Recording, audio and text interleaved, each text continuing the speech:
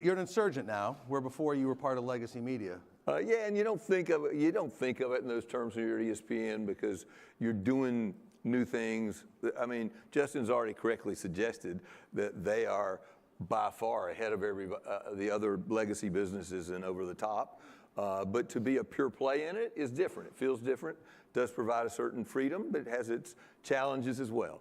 But Abe, I mean, just for a second, because you've said it now 2-3 times, that just the idea of legacy media, which I think just misses the mark in the reality of what ESPN is in this day and age. I think, you know, that a lot of times I think it's looked upon as traditional, basic right, components of a media company. Sure, you're going into different areas. Well, right? I just feel like it's a label and an attempt to sort of pigeonhole something that totally misses the mark. I mean, if you just look at our scale, reach, and engagement on the digital side, you know, we're doing 100 million uniques a month on our digital platforms. We have billions of minutes streamed every month in terms of engagement with fans. You know, John and I were talking backstage about the scale and reach of DAZN.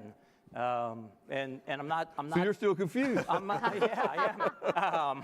And I'm not saying it to knock sort of new media or DAZN specifically, but I just think it's an interesting way in which it gets framed, and I feel like it misses a little bit the reality of, in less than a year, to build over 2 million subscribers on a direct-to-consumer platform, which is ESPN Plus, and yet still get called traditional or legacy media. I certainly don't mean to come across as pejorative or negative in that term. It is just used as a term. You're trying to fight back on the perception that it is used as a negative. Yeah, well, I think that there is an attempt to try and sort of pigeonhole or describe sort of, you know, multimedia entities as fitting into one category only. And I think if nothing else, the focus and drive is to meet consumers and fans, and we talked about it, wherever they are. And I think we do that better today than we ever have before. And I know that, you know, Jeannie and Sukhinder, you know, are hyper focused on that.